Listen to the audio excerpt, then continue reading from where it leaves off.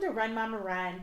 Today we have Lindsay Maestas with us. I'm so Hello. excited. Forever and ever and ever, I've been wanting to have Lindsay on, and she is just I don't know how to describe you other than I run into you in the hallway going to a meeting, and you're so genuine and kind and caring, and then I listen to you on your podcast, and it's crazy. You're like the same person.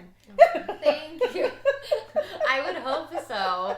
That's my heart and my goal. I think I want, a lot of people think with the whole platform on social media that, I mean, you know that it can become very consuming, and you have to guard your heart and protect against that.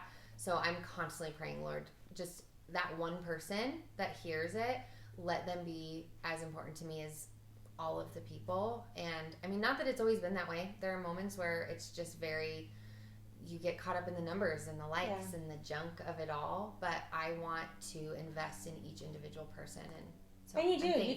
And you don't do anything halfway. I mean, everything you do it completely and with your entire heart. So, and that's not just me complimenting you. I mean, it's a fact. Anyone that I've ever spoken to about you, that is the common thread, is that Lindsay does things with integrity. And that's why I'm so excited with your new project that's just come out. And last day to purchase, the Wife Project, the 27th. Yes. Yes, Friday, but I think I'm going to keep it up until Sunday. Good idea. Yeah, we've set to have some demand. So that's Sunday. A really good idea. Yeah. It is phenomenal. I'm doing it. Thanks. I love You're so sweet to support it. Oh, thank you. Okay, Lindsay. It's not like I'm going, oh, poor Linz. I'm just going to support her because she doesn't know what she's talking about. No, it is quality gold nuggets that I wish I had found 25 years ago. Yeah. We're going into our 26th year, and I want my I want my girls to listen. Yeah. That aren't married. Yeah. You know, I have some married girls, but I'm like, hey, Sailor, she's 19. Mm-hmm. She's trying to figure out, what does it look like to be in a relationship with someone? Do I just date a guy because I have a lot in common with him? Or, is it the purpose? What is it? And I thought, gosh, if she could listen to this and really and truly not just go, oh, I'm a single girl, but go, if I were a wife, these are the things that I would need to know. And that is what I love about the Wife Project, because you don't even have to be married. Thank you. Yeah. Well, and you kind of are a wife. I mean, if you're a believer, yeah, you got a husband. His name's Jesus. Yeah. Well, right? And I think that's it. Is like the creation of marriage, the design of marriage is interwoven into God's design for us and our relationship with Him. And so everything within it, I've spoken to so many women to where, not even just to plug Wife Project, but just as a whole, how important it is to prepare ourselves for what is to come, just in our relationship with Him, because we're not going to be rocked by those things that are really challenging, which can be marriage or motherhood or friendship or careers, that you then are able to say, okay, I have learned how to respond to situations. I've learned how to navigate my faith in moments of trial. I have learned that when people are hard or mean or cruel or just not seeing eye to eye with me, that I know how to graciously, kindly, boldly speak truth and love. And so that is the heart, is I want women to grow so deeply in their relationship with Jesus and to see His heart for them and for their relationships, that it pours out over into their marriage or helps to prepare them for the moments. Because I'm the same. I mean, we had wonderful premarital counselors. They were incredible and invested in loving. And I know how much that impacted. But even after the fact, once we got married, I was calling him up like, hey, want to do dinner? We have some questions for you. Please come hang out. Because one of the first things, I was like our second year or third year of marriage, because that's when we had Sutton. And we were probably 6 months into having a baby. And we were wrecked. I remember thinking, I was standing at Sutton's crib, and Jesse and I had just like had an all-out brawl. And we didn't do that. We'd been married for 3 years. That's not how we fight. We fight silently, which is just as damaging. But we were yelling, and I was angry and like vicious with my words. And I had a moment where I'm thinking, this is not who I am. This is not who my husband is. And this is not who we're going to be. So something has to change. So we called them. I'm all for counseling, everyone. Go to counselors. Amen. Yeah, Preach it, girl. Wonderful. Yeah. Before the house burns down. And so they came over, and it was like 20 minutes of us just talking and ranting, and immediately they're like, you have a child-centered home. Like, that's all it is. You guys, you have to stop with the child-centered home. You need to have a marriage. Explain what that means. So we tend to think, and I've seen this even on social media, where people put their children before their husband or their wife. And God should be the ultimate. God is at the head of the home, but then your husband is the head of the home, which I know we can get into that. I know that can be that's a whole other testy. podcast. And then the wife, but we all come together, and then it's the children. And when you allow your children to be above your relationship with your spouse, you are causing damage within your home. Because the thing is, everyone sees this as like, oh my gosh, my kids are first, always they're first. But in the sense of your heart, if they are first, you are going to invest in your marriage so that the health of your marriage flows down into your relationship with your children, and they can see what a healthful marriage looks like, and then they can pour that out into their life. But your children will not benefit if your marriage is destructive. I agree. Because that's what they're going to see is destruction or compromise in areas that should not be compromised in your faith, or talking down to one another, or anger. All of these things that are generational patterns that we see a lot of the time flow down from having a child-centered home. And it was like a quick fix for us. I mean, there was a lot that went into it, but one thing was, when your husband comes home or when you come home, you greet one another. And you see one another, and you teach your children from a very young age, it's mommy and daddy time. When we first get home, we'll say hello to you and love on you, but we're going to have 20 minutes to... We call it couch time. Oh, I like that. Yeah, we call it couch time. So we sit down for, however long that it needs to be. Because when my husband comes home, my 5 kids, my younger kids, they literally, there is a competition on who is going to get the first hug. So they all run to the door and literally tackle him. On him. All of them. I don't care if we're at church. I don't care if we're at a store. Yeah. They are screaming, I got first hug. But as soon as that is over. That speaks so highly of. Yeah. And they do. They love their dad so much. And I love that. Yeah. With my older kids, they didn't have that competition. But my husband would bring home little dum-dums from work. Yeah. And he would give them to the kids first thing when he would walk in the door. But then we would send them away. Because we don't want to squelch the excitement of them seeing their dad, but we would send them away, and then we were like, hey, mom and dad are going to have some couch time. Daddy will come and hang out with you guys. And if it was a really rough day, we used to have a pond, and Clay would just go by the pond by himself. Yes. And kind of decompress from the day. He's in sales, and, and those are things that I think we need to just be others orientated in that. Yeah. We need to go, okay, and that's what's good for our kids. We're not being bad parents by telling our kids, hey, mommy and daddy need 20 minutes, or a date night, or hey, mom and dad are going to go on a trip together. Clay and I go twice a year. We go out of town twice a year, and it is beautiful. And it's hard for my kids. We have our second 5 kids we call them our new kids. We adopted them. And there's some trauma, and they have some anxiety about mom and dad leaving, and it's very difficult leading up to that, and there have been times we've had to cancel a trip because it's been too much. But it's amazing when we do end up having to cancel a trip, how difficult it is for us to parent through that.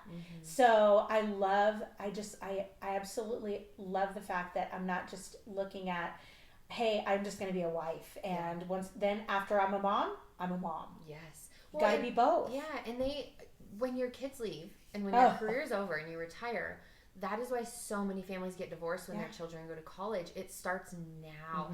And Jesse and I have been married 9 years. We've been close friends for 13 years, and it's very easy for us to go on dates or vacations and to talk about our work and our finances and our children, and we've had to make a rule.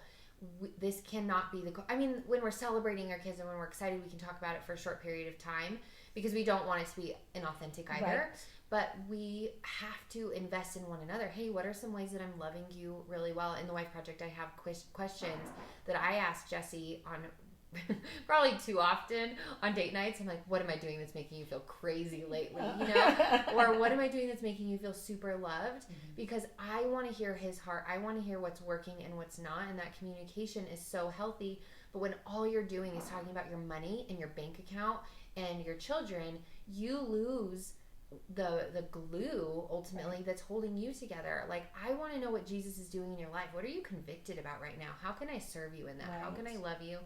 And building that bond. That's right. And I think those are tough conversations. I think when I look at my husband and I say, what is driving you crazy? I'm afraid to find out what the answer to that is, because I'd love to think that I am just all that in a bag of chips, and you know, when I walk in the room, all his problems are solved. Yeah.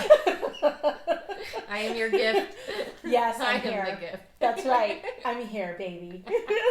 But you're right, and I think that kind of heads off any issues that you're going to have later, because you're going to go, oh, you know what, he mentioned that when I do this, it drives him crazy. Yeah. So I need to make sure that I am watching myself in that area and being accountable and saying, I don't want to. And then, of course, if it's something that you're like, oh, you know why I do that? Or I don't even know why I do that.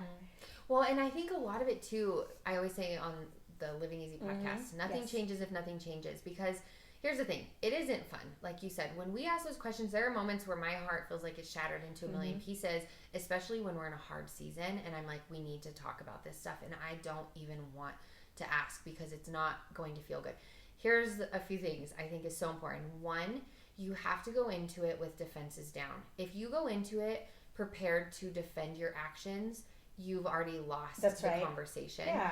When you go into it just knowing, hey, Lord, I want to be a wife who honors you in all that I do. I want to grow and be pruned and change in the areas that need to be changed. And so going into it and saying, hey, I'm going to approach this and ask you a question, and I'm going to respond with, thank you so much for telling me. And like, it cuts off there. Yeah. Not defending it, because just, even if you don't think you're doing that, even if that's not your intention is not what your husband or wife is feeling. They are experiencing what they're experiencing. So whether or not you think it's the correct interpretation, whether or not you think it's accurate, whether or not that's your heart, of course you can say, oh my gosh, that wasn't my heart at all, I'm so sorry.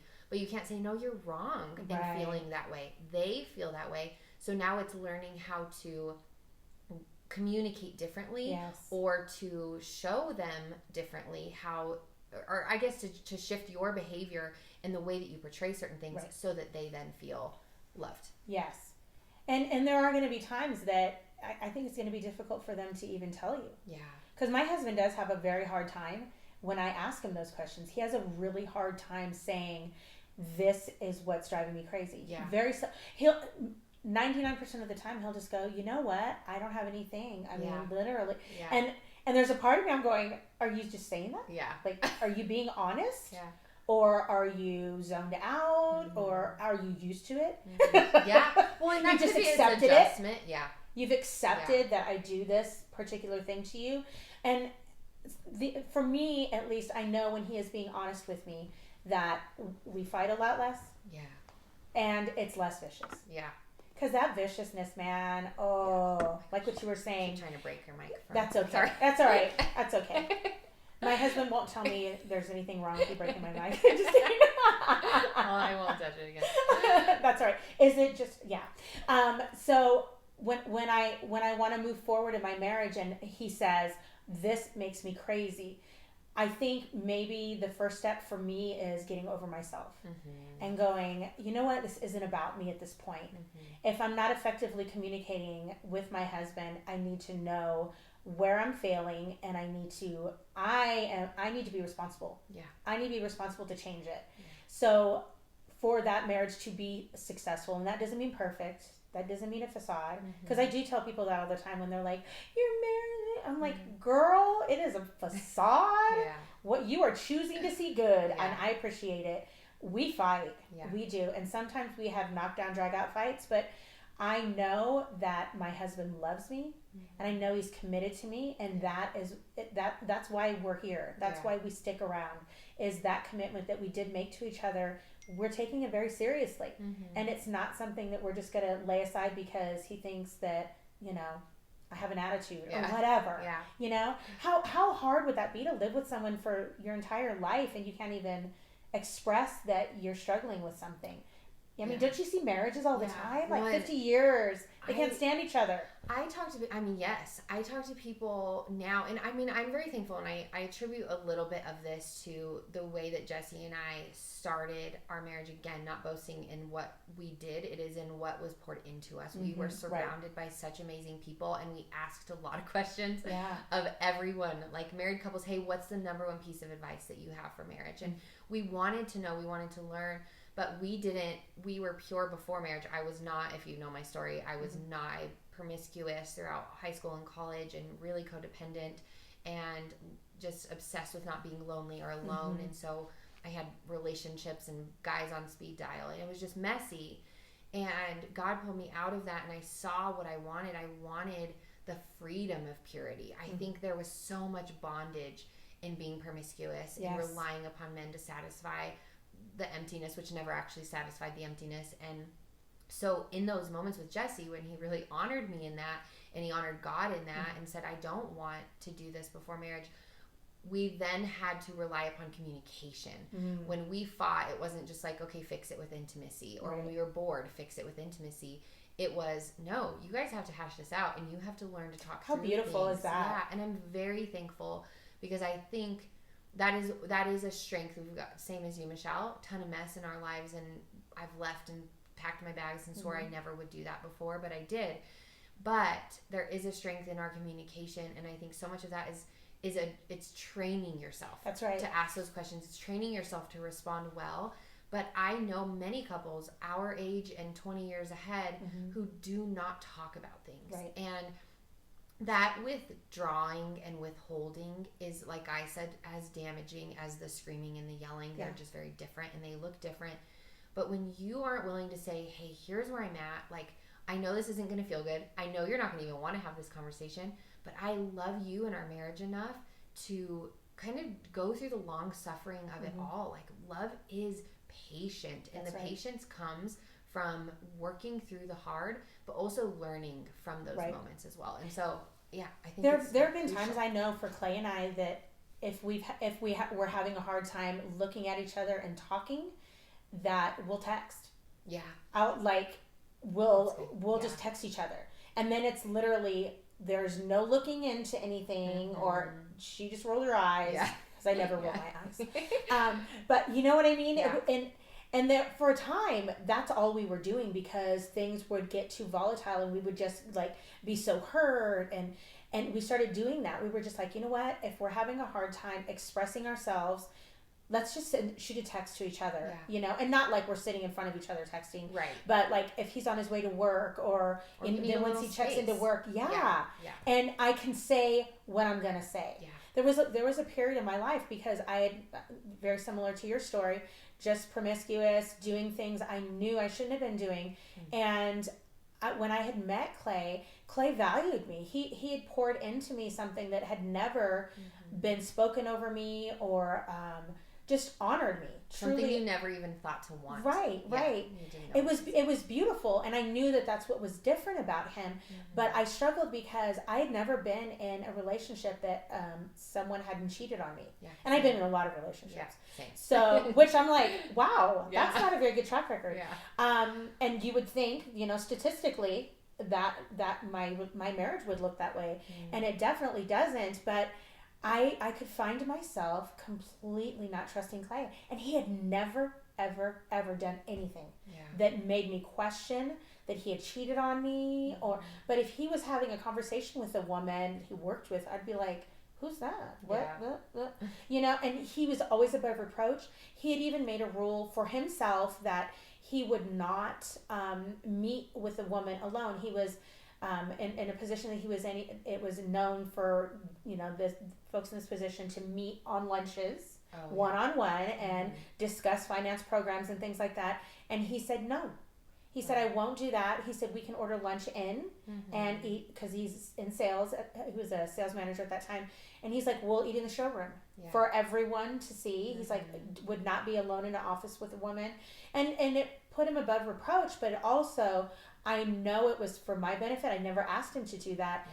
But it was literally, Lindsay, probably 15, 20 years of marriage that I finally went to him and said, there was an incident where I felt really insecure, and I just said, hey, he goes, you don't trust me. And I said, no. I said, the problem's not you, it's me.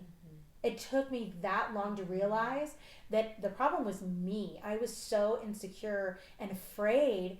And I told him, I said, you know what? I know you love me. I know you'd never cheat on me. I do not know why I have continued to live this way. You want to talk about bondage? It was awful. Well, and so much of that too, I think, just like you're saying, is that it has nothing to do with him. But I think going back, and I don't ever want to live in the past or in my past, because God calls us to take the plow forward. That's right. But at the same time, there is something to be said for giving away pieces of your heart and body to other people who do not value it. And when you imagine when you're in a relationship and you're only giving your emotions to them, you've not given your body, it is still hard to break up. But when you've given your body, it's like a piece of your soul is being ripped out. And I really believe you're giving away pieces of your heart that you're never going to get back. And when they toy with it, and I mean, I cheated on boyfriends, they cheated on me. It was just a mess. Yeah. And I felt like now, as I kind of am in marriage, I look back and I'm like, Jesse's having to pay the price of a lot of the decisions that I made, the consequence of my sin, because I gave away those pieces of my heart and they messed with it.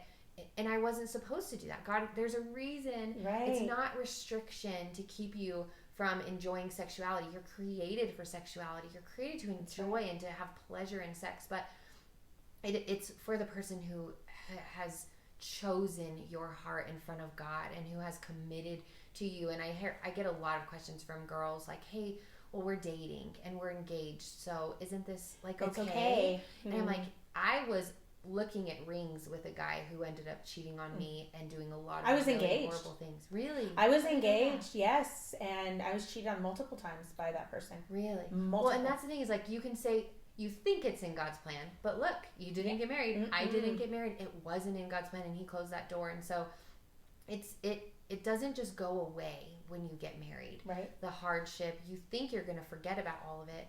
Those relationships don't disappear. And so be cautious. Any younger girls, like single girls, not even younger girls, but be cautious and aware of what you're doing. God's plan is to protect you. That's right. In that, and to protect your marriage, because now, like I said, Jesse's having to, on days when I'm really struggling or when I'm having dreams or whatever it might be, and I'm waking up and I'm like, hey, can you pray over me?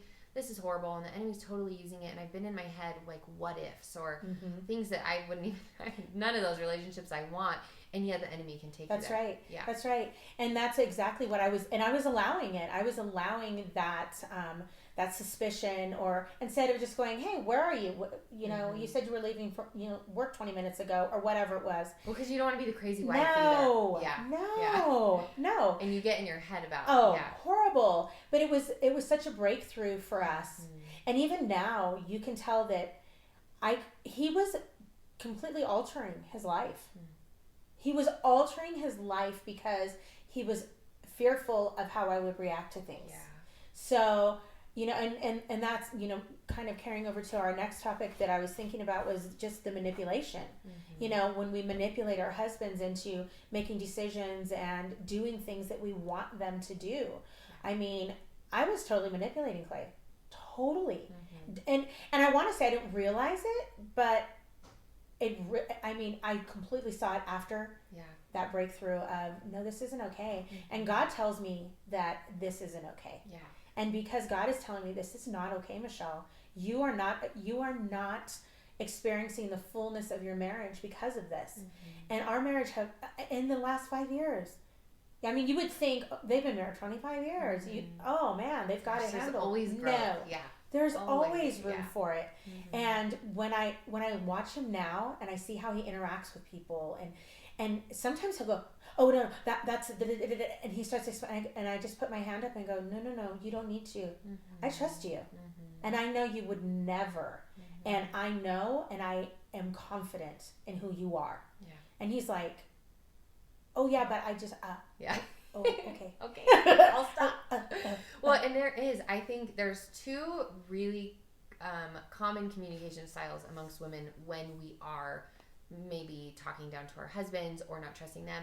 And it's one, emotional manipulation, using tears, using anger, using frustration, using just straight manipulation of asking questions or trying to shift our words to make things work in our favor.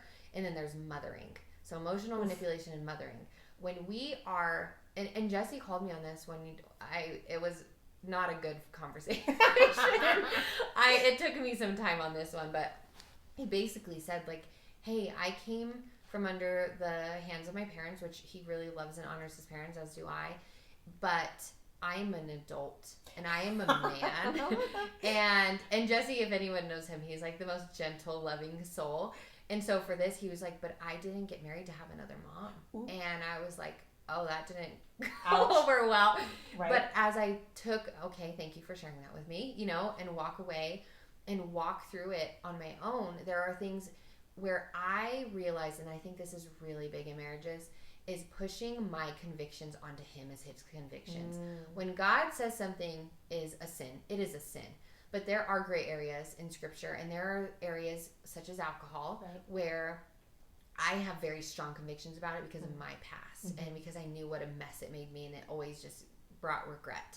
Jesse doesn't have that history. Jesse doesn't have that conviction. Jesse doesn't get drunk, but if he feels freedom to have a drink, I would get angry, and I would immediately go to, well, this in my family is an alcoholic, and I've seen where it goes, and I don't want you to go down that path. And so a lot of it came from my fear and insecurity. But God, throughout Scripture, one of the most common commands, or the most common command, is do not fear or fear not. I'm living in this fear of who my husband could potentially be, which is also living in anxiety. And then I'm trying to rule over him, which is part of the curse, right? Right. I'm trying to rule over him. And what is it doing? It is not helping the situation. It is, one, causing him to want to rebel because that's our sinful nature and to do the opposite of what I'm saying. But two, it's pushing my husband away from me. Instead of lovingly and graciously saying, which is what it finally came to, like, hey, here's where I'm at. Here's what I feel about it. Here's why I feel this. This is what I want for my children and in my home. And I would really respect if you would respect that. But I am not going to any longer speak about this. You know where I stand. Right. And I love you. I trust you. And I trust God with your heart more than anything else. I don't really trust you. I trust you're sinful, but just as I am. But I trust God with your heart.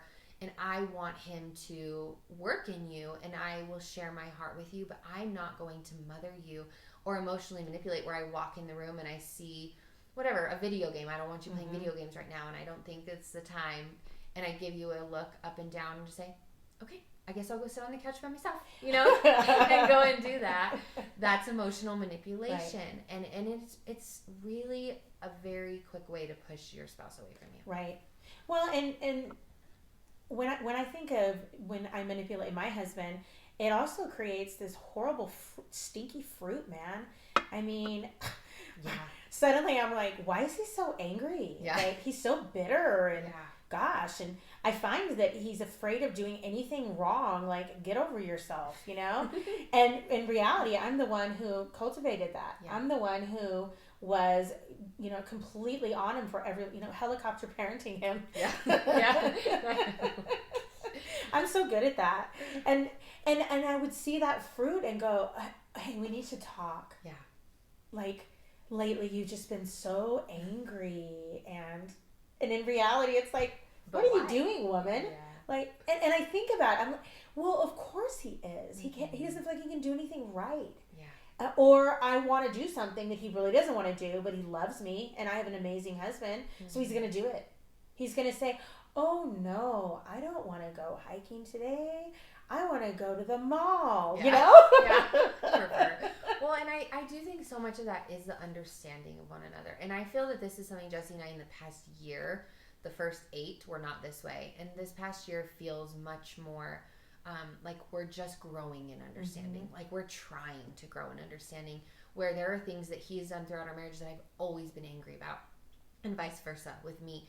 And just learning, hey, one, this is the person that my spouse is, but also I'll continue to pray for them. I will continue to also pray for my heart to soften toward them. When we pray, it's like, fix my husband, Lord. Right. Make him better. But what about us? What about that self-evaluation? And that's with the Wife Project. My heart is, you see so many comments from women who are blame shifting and pointing the finger at their husband, but like Jesse always says, there's always 3 fingers pointing right back at you when That's you're pointing right. a finger. And so am I evaluating my own heart? The Bible calls us to examine our hearts. And am I really so deep within my faith and my relationship with Jesus that I'm entrusting my spouse to the Lord? And as you were talking, Michelle, Proverbs, there's quite a few verses about this in Scripture. Proverbs 21:9, it is better to live in a corner of the housetop than in a house shared with a quarrelsome wife. Proverbs 21:19, it's better to live in a desert land than with a quarrelsome and fretful woman. Proverbs 27:15, a continual dripping on a rainy day and a quarrelsome wife are alike. And not to say, okay, yes, that this is an issue, which is why it's addressed in Scripture. There is a tendency That's right. to rule over, to want to talk about things over and over and over again until our husbands are exhausted. But there's also Scripture about love your wife as your own body. That's right. Love your wife like Christ loves the church. So you're both called to such a high calling.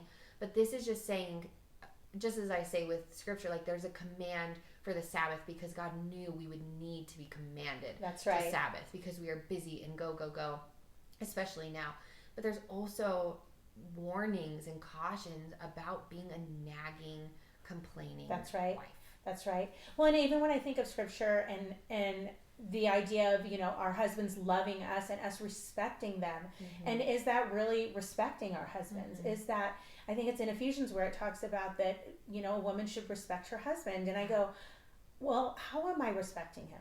Yeah. How am I really thinking of him and acknowledging him? And I heard this, it was a quote, and it said, obedience is doing a job. Honor is doing a job beautifully. Oh, I love and that. I think, it's really important that I don't just do what I do. The Bible tells me to do it. The Bible says don't do it.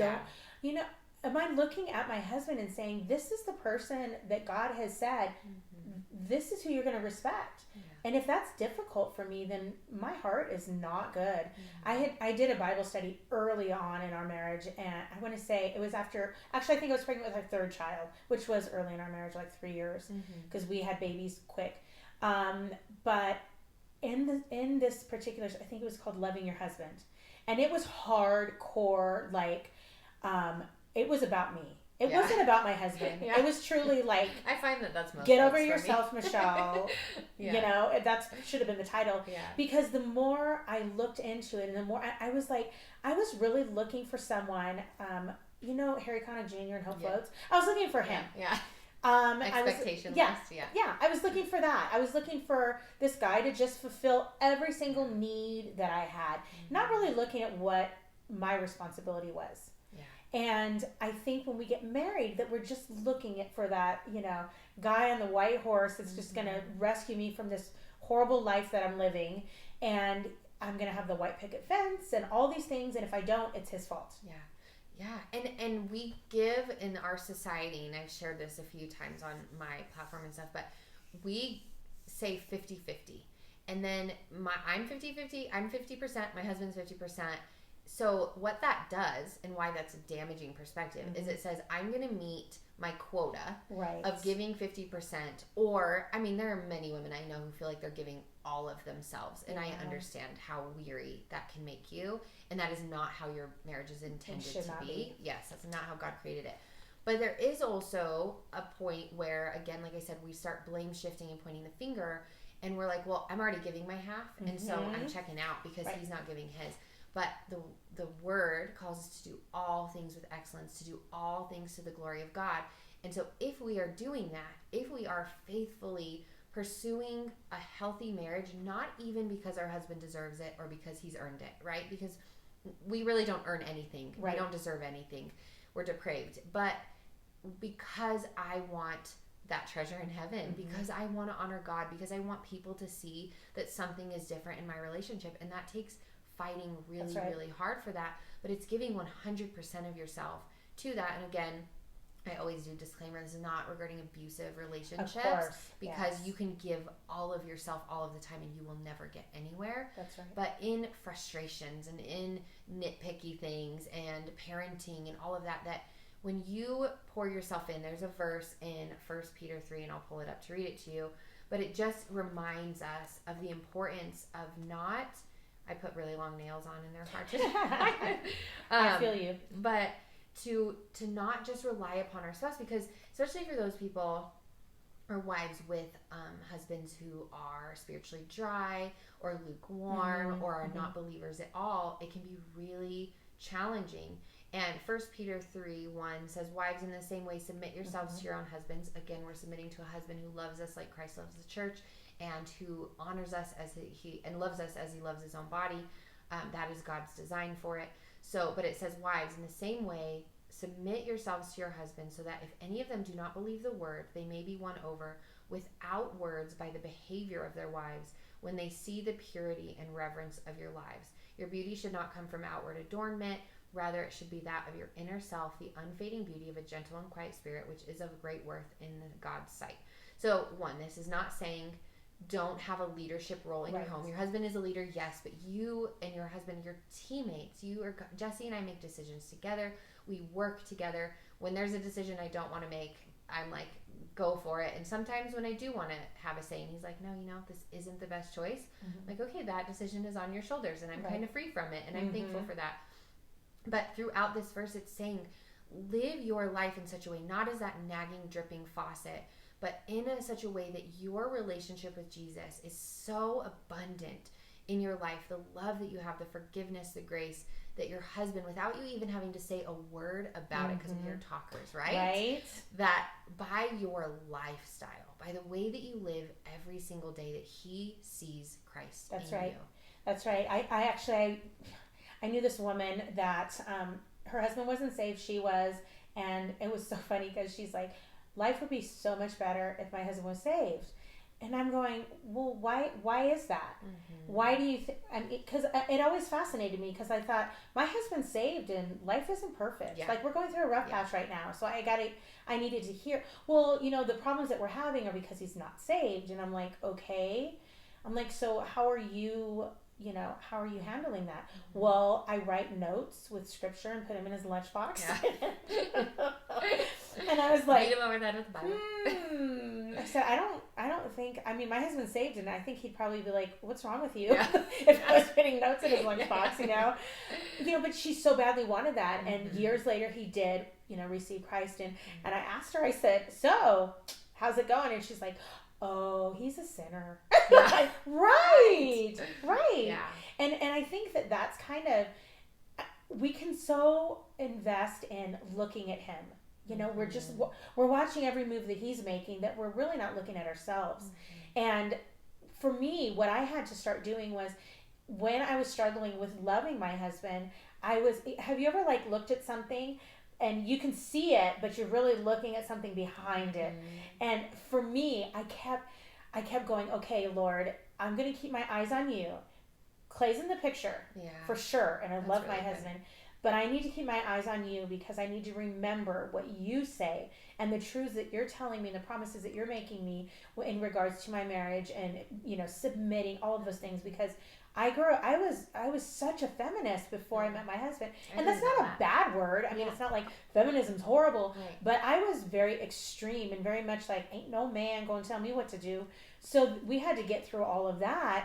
And when I trusted him and went, oh, he really wants what's best for me. And there's times that he'll side with what I want to do, because he does love me so much that he's not really, he's like, oh my gosh, I made that decision because I wanted you to be happy. And it wasn't the best decision, but I knew that's what you really wanted. And I'm like, oh, so this is really about us both honoring the Lord. And that was the total, breakthrough early on in our marriage, was I need to stop looking at him as being God. And then I need to truly trust the Lord with this relationship and know that God knows how to make this work. I don't need to seek out, my Cosmo magazine. And I was definitely we did seek out godly counsel and, some amazing studies and things like that we're so thankful for, because if it wasn't for that, and parenting, because we had done everything so quickly. And for those that are listening that have done that also, there's hope, there's help, and there are tons and tons and tons of people that want to come alongside of you.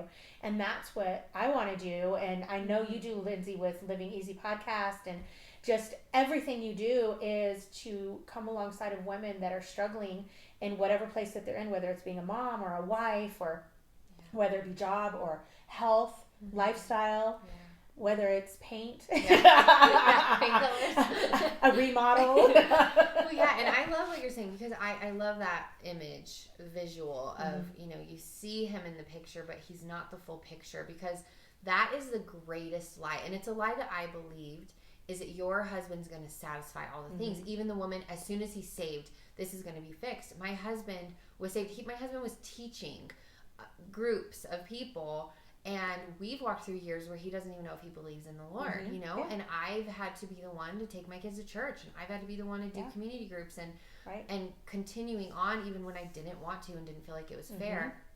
But the sooner we realize that your husband is not created to satisfy that hole in your heart, he's not created to make you feel completely wanted, he's not created to make you feel completely happy or whole or seen, even the attention. He is not designed to give all of that to you, because if he were, you would have no need for the Lord. You would be fully satisfied. But also, the amount of weight that you give someone in your life like that, they have then the power to absolutely crush you. You don't want to give that power to your spouse. You don't want to have that power in your spouse's life when you become their all in all. That is a dangerous position to be in. But when you seek first the kingdom of God, right? When that is your heart, your soul, your life, the rest pours down. And as you were talking about feminist, Michelle, I thought about if we are in the created order that God has, and say a feminist who is totally against the idea of leadership and submission were to walk in your house and be like, Michelle, you can be free of this. Like, I have the answer for you. And yet she stayed and she watched the dynamic of your home. She would see fully, like, oh, she doesn't want to be free. This is freedom. And that's how I feel in my home. Truly, not that I've always felt that way, but I feel now when I want to make a decision and Jesse's like, hey, I truly think that this is the better way. And I can say, I trust you and I trust the Lord with you. And let's do this. Like, we've gone back and forth. And again, most of our decisions are made together. But when he takes that on and takes on that responsibility, I feel freedom in that with parenting or whatever it might be. And there are moments in the same way where he's like, you know what, Lynn's, like, just take this one. I don't even to put my hands in it. And there's so much freedom in that I don't want liberation from those things. I don't desire that, because the created order is healthy and we're both submitting to God as our ultimate, and that pours down into what we do. And that's right. And it affects your parenting. It affects you. For me, it even affects my relationship with my parents when I had moved out of the home and was living the way that I was living. And it's so amazing the peace that comes from going, I love my life. I really do.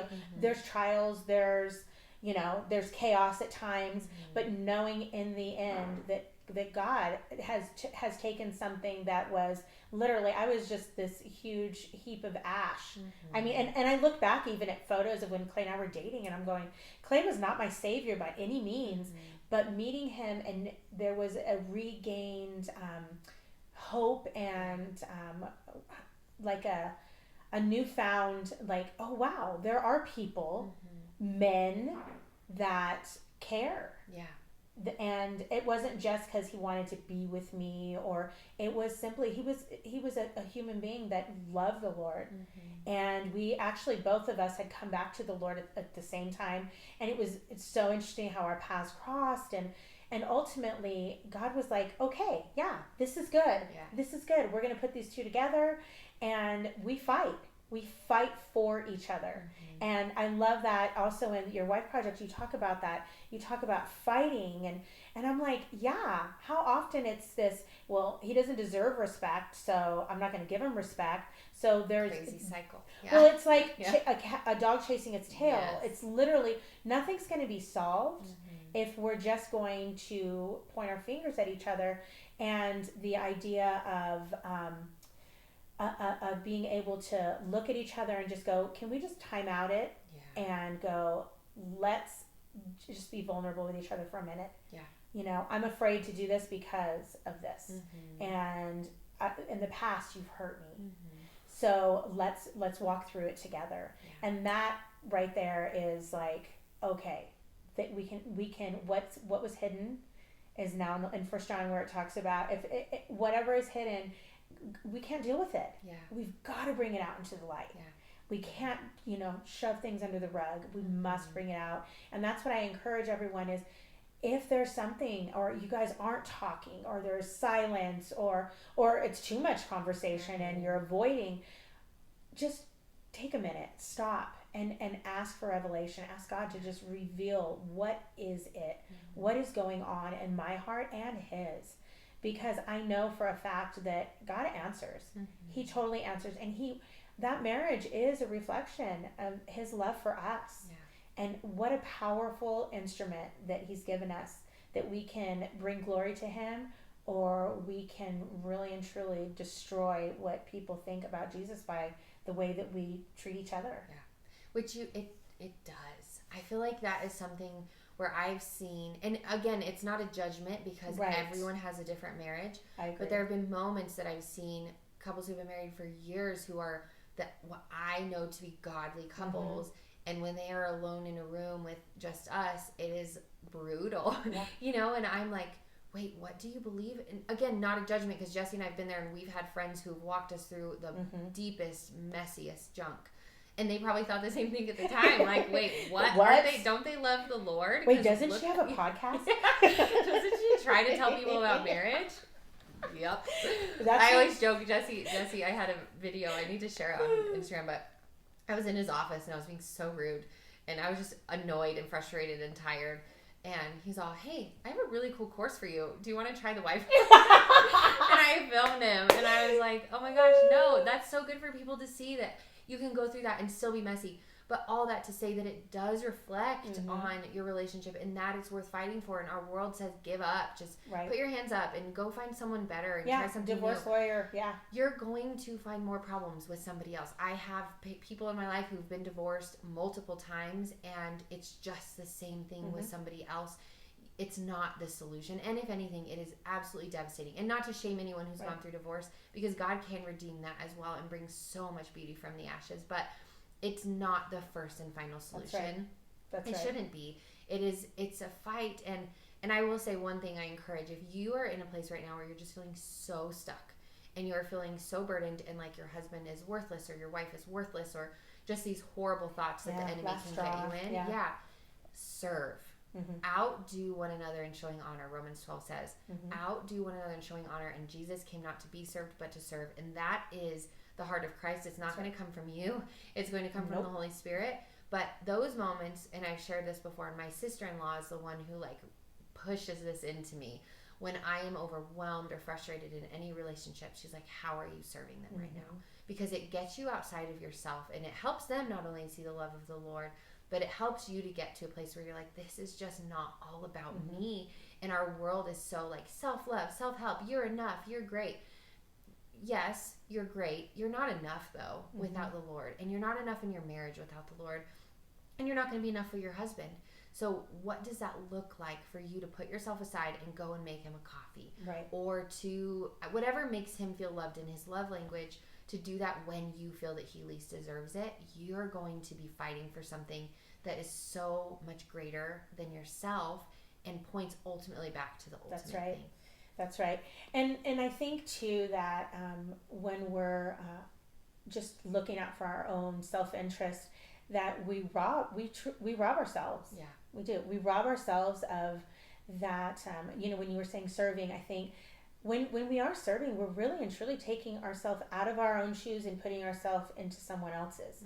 Whether it's, our husband, it's, for example, if we're serving our husband, we're going, wow, okay, he goes and washes my car every week, and the least I can do is I'm going to iron his clothes this morning. Yeah.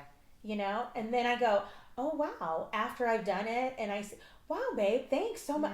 It's like, that does me. I'm like, oh. Especially my husband was in the military, so he irons better than I do. So thanks for the try. Yeah, but he's sweet. I mean, he's still like, oh, babe, you don't have to. And I'm like, did you not want me to? Yeah. I'm like, could you do better? But he truly could. Yeah. And I feel like for him, he almost sacrifices when he lets me do the ironing. And I enjoy ironing clothes. I don't know why. It's kind of therapeutic. Yeah, it is. There is, and I have a rhythm when I'm doing it. And sometimes when I feel out of control, it's like, okay, this is something I can control. I can't, and I'm blessing my husband and my family when doing it. I don't iron like every day. I used to. I used to iron his clothes every single day when he would wear. He used to wear a tie to work, and now they've, relaxed. It is good. It is, because I don't iron nearly as much. But when I do, he so appreciates it, and I'm like, you're so sweet. Well, my grandma and grandpa, they were married. My grandpa passed away, but they were married for, I think 60 years or something. Wow. And I asked her what I always ask everyone, what is the number one piece of advice that you have? And they weren't Christians, but she said, serve one another. And she said, out-serve one another. She said, my grandpa would go out and wash her car every week, and then he would come in and do all of the dishes. And she's like, well, what can I do now? And it became a fun, not mean or mean-spirited competition, but a competition of like, what can I do to serve him? And she said it was always this game. I mean, it never ended. She said we would just constantly try to outserve, and sometimes it's fun. I am not good at this. I am a selfish woman. I was spoiled growing up. You were? Yes, I was pretty spoiled. You're not the only child, are you? No, I'm the baby, technically. So, but I mean, my parents were just they wanted to give the best, and I'm so thankful for that. And not that they had all of the means to give the best, but they tried. But there were areas where it was like, oh, you're not going to clean? Okay, I'll just do it for you. Just rest there, right. And it did a disservice. It's something I want to challenge in my kids, although I know their intentions were pure. But it's easy for me to be like, hey, babe. And I do. I mean, he would laugh right now because I'm outing myself. But almost every night, can you make me a lemon water? You make the best lemon waters. And it's so sweet because he used to like, what? Really? Like, you need me to get up from what I'm doing and get you a lemon water right now? And I'm like, it just feels so nice to have you do it. And now when I ask him, he's like, I'm going to try that. He's like, sure. Yeah, for sure. But then he hates making himself coffees because he hates the mess that it makes, and he likes it super special, so it takes forever. And now it's like our thing. I love where he'll do the lemon waters, and then every morning I'm like, I'll make you a special coffee drink. Sweet. And now we get excited where he's like, no, I'll just make it. I'm like, no.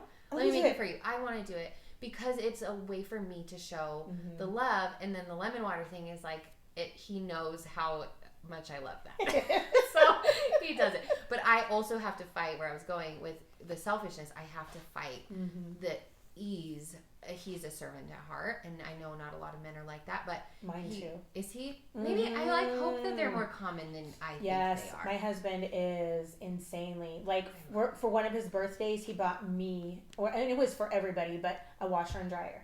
He was just like, yeah, that's what I want. Yeah, and I'm like, what? Really? Are you picking it out? Yeah. And then if he picks it out, he picks like the best. Yeah. Or am I picking it out? So my husband is, and he's just so generous. He's generous with his time, with his money, with everything, and that's a challenge for me too. I am also the baby. Well, I was gonna say, do you find yourself maybe that it's easy for you to take advantage of that, or has it ever been? Definitely, 100%. There's no doubt in my mind. Yeah. And I realize it, and I'm like, no, I'm horrible. But that it takes a long time for me to realize. Yeah. And that self-awareness is so good, but it challenges, I think, at least me, it challenges me to step up and just say, okay, you know what, this isn't the way I want to live. Like, I don't want it to be one-sided. I never want my marriage or relationships to be one-sided. So well, there's times I feel sorry for him. Yeah. I do. Yeah. And it's not like, oh, I'm such a horrible person, he has to put up with me. It's like, oh, he like literally, and he joyfully, like in the mornings, I get up at 4:30 and I make a coffee, and then he gets up and he'll make me another coffee. Aww. Literally, like out of just, and I want to say habit, but it's not. I mean, he is. Yes. Yeah. And I'll go, what kind do you want this morning? Do you want a latte or do you want?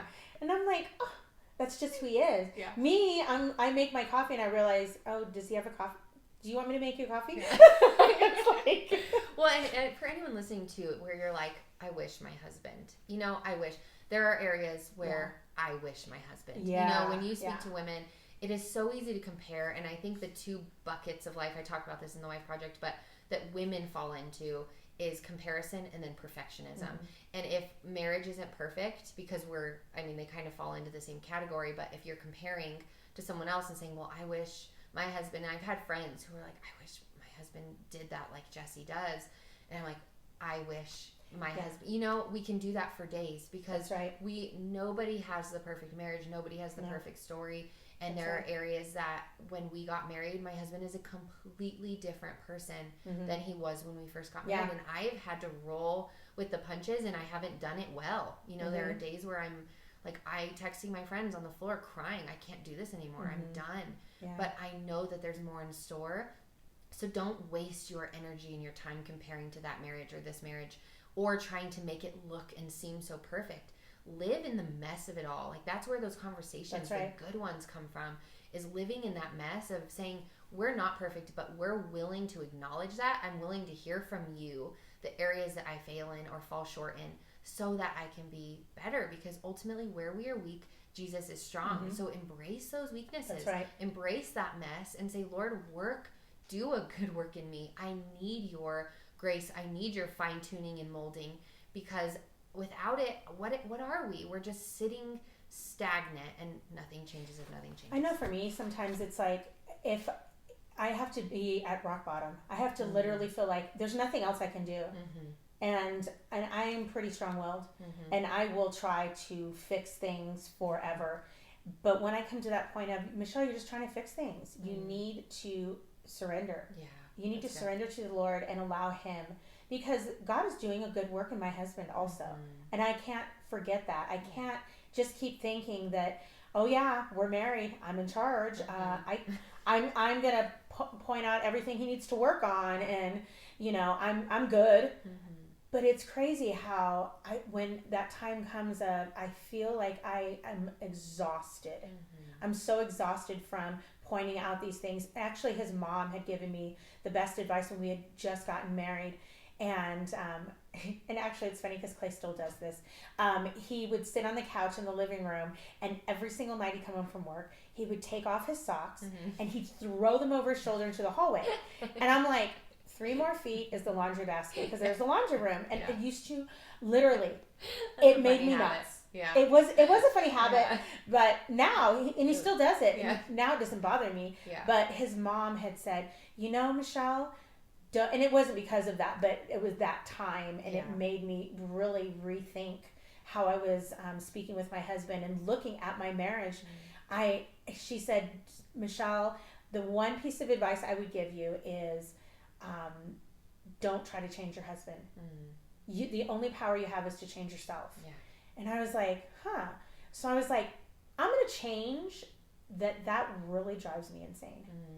And it's so funny because, and immediately I would go and grab the socks and go throw them in the laundry room. Yeah. And now there's days that I'm like, oh dang, his socks are still here. Yeah. Well, there's not. Well, I usually do within a day, but it's one of those things where I don't even realize it. Yeah. And at that time, I had gone to a women's conference, and there was a woman that I totally admired and looked up to. She had been married to a man in our church, and she was sharing the story of one morning she had gotten up with her husband, and he had taken a shower. She took a shower. The bathroom was really steamy, and he picked up the towel and wiped the mirror. And honestly, I think every woman in that room cringed. We were like, ugh. Yeah. He what? And she said, oh, it used to make me crazy. She said, and then he picked up the towel and he threw it toward the laundry basket. And at that moment, I was like, I'm sunk, because that's me. Yeah. And that day, he went to work, she went to work. She got a phone call that he had a massive heart attack.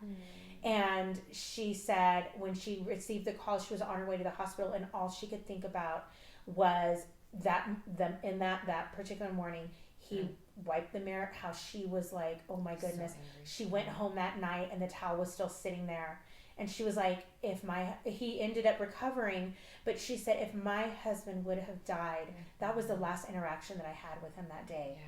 And I was like, that's huge. My gosh. Wow, that is so huge when you think about the scheme of life. What hill are we willing to die on? Yes, that was one thing in a counseling session Jesse and I did. We talked the whole time and talked, and at the end she said, Lindsay, don't be easily offended. Oof. And I was like, that's all. That was her only thing to me.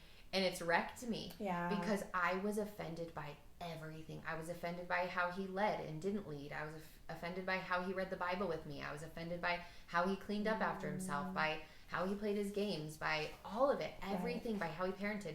Everything I could find was frustrating because that's what I was looking for. The more that we look for those things and allow them to agitate, I love that you said, like, I chose, this is not going to bother me anymore. And that's kind of with some of the things that we've fought over where I'm like, what is the end point of this? It's the same thing has been, Lindsay, are you being easily offended? And granted, there are some big things that are worth having those really knockout, drag out conversations.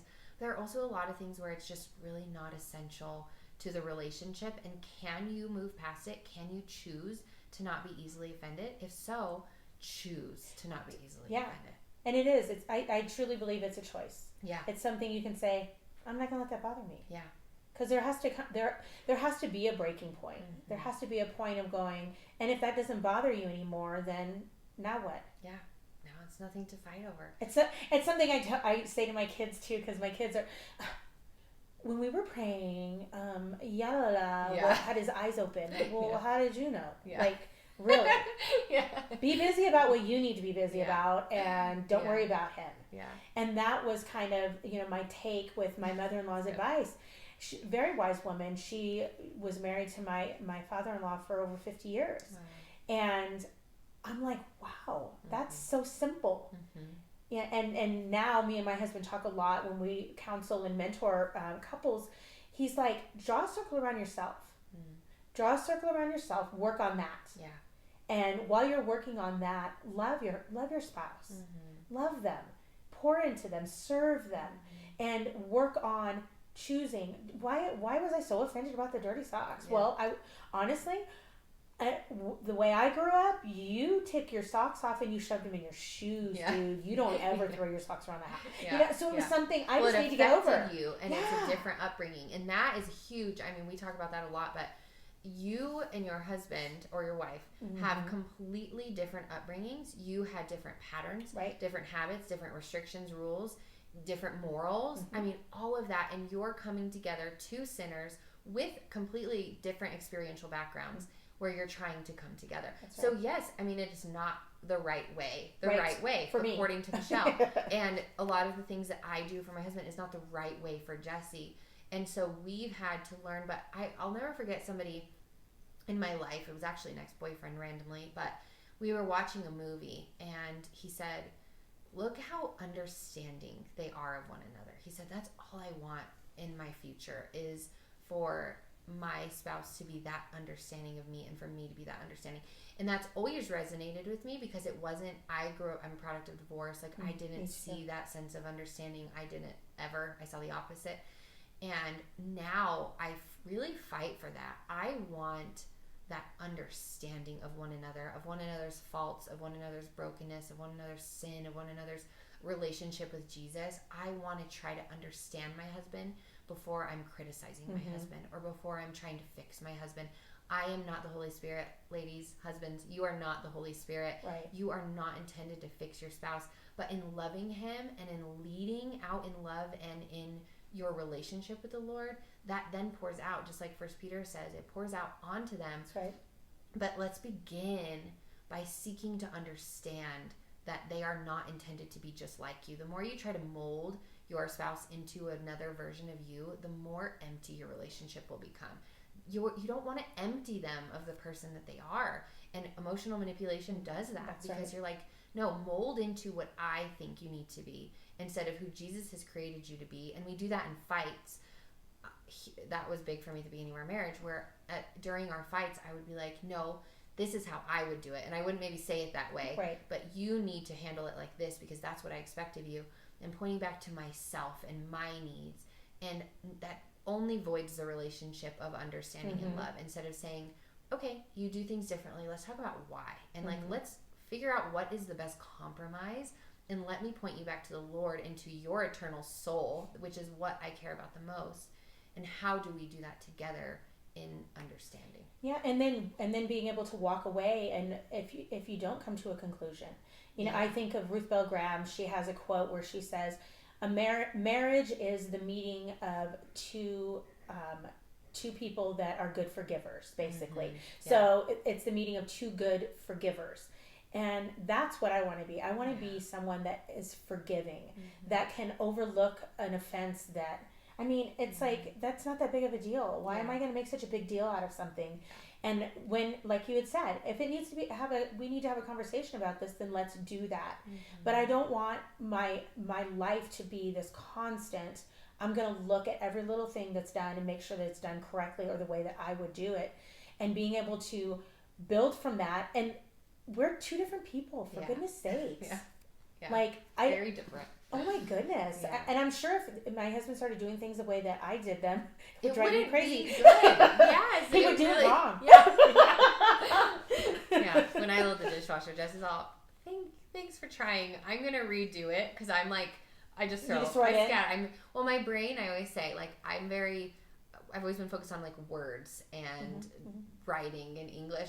And when it comes to like puzzles and things coming together, I don't know what I'm doing. So he is like, okay, we do it. And I've learned, I'm like, I will try my absolute best, I promise. Right. But it's not going to be the way that you want. Right. But it came to a point where I was like, let me do it my way though. Right. I know it frustrates you because it's not your way, but I will do it and I will still finish the job. It's not going to look like it. And the same with parenting. Sometimes I'm like, oh, I wish you would have handled it like that. But they have their daddy for a reason. That's and right. God has given them that daddy to do those things. And as long as his ultimate goal is to love them and lead them well, I need to let him do that. That's right. That's right. And trust him. Yes. And trust him in that. Yeah. I would say that's probably a huge issue with couples is parenting. And no one talks about it before they get married. Yeah. No one. Yeah. I was a nanny when I met Clay, so I was able to kind of see how he would parent, and I joke because children and dogs love my husband. It's like, I'm not joking you. It's weird. Yeah. It is so bizarre. And I'm like, what is it? Are you just like alpha? Yeah. Like, kids will listen to Clay, they won't listen to their parents. Yeah. We go into homes with the sheriff's department, homes that are struggling and need mentorship, and literally Clay will come in and go, hey, pick that up. He'll tell a kid, pick that up. And the parents are going, they don't listen and we don't know what to do. And the kid just picks it up. He needs to be like, what's the super nanny? Right. When he goes, what would we call him? I don't know. Super nanny. Super nanny. Like, this is us. Right? Yeah. That's right. So what's next for Lindsay? I know you've got a bunch. Yeah, I'm really excited. So the Wife Project, we have until the end of February. But then I will launch it again in June. So it's been really cool to see the demand. But some people are like, I need to wait on it, or I'm just not ready yet. So we'll do it in June again. I am doing social media and online business coaching, which has been really fun for me. That's kind of I'm really excited about it. So I've been doing that and working on that. And then Jesse and we've received so many messages like, hey, this is great, but I'm a dude, and would your husband be willing? And Jesse comes from a cool just perspective, because it is one where it's like, hey, I've struggled with my faith, but like I'm fighting for it. Right. And I was a pastor's kid, and so there's been a lot of trouble with that. And then Lindsay and I have had our own issues, so we're gonna do kind of like this, like just on a couch and having these conversations of the things that have been most challenging in our relationship, the things that we feel like have been the greatest blessing in our marriage, and what has worked through, and just talk about the basics of like finances and communication and trust and sex and all the things, and like hash it out on the couch, I love it. Yeah, do that as a course. So that's the goal. And then we are planning to move this year, which is huge for us. Probably like Nashville-ish area, suburbs. We've lived in Albuquerque, born and raised our whole lives. Jesse was Belen, like a small town, farm town, but we just really feel the Lord calling us into something new and for our little family. So exciting. Yeah, very bittersweet. This year, probably the fall, we'll be gone. Nice. Yeah. Nice. You guys found a place? We are going out in April, so we'll be looking at houses and neighborhoods and kind of finalizing those decisions. So exciting. Yeah. It's a lot. Like there's this kind of sense of grief of the relationships already. Yeah. Because my people are here and I'm very big on people and community. Yeah. So, but there's just, for the four of us, I'm like, I just feel really hopeful and I feel really excited. And there's nothing to say, hey, maybe we change our minds in years to come. Yeah. And I have no pride in saying it didn't work if it doesn't, but we all feel this really deep sense of peace about it. So. And the world we live in right now, are you kidding? I know. It's kind of the time it's for time. us. Yeah. And tomorrow's not promised to us. Yeah.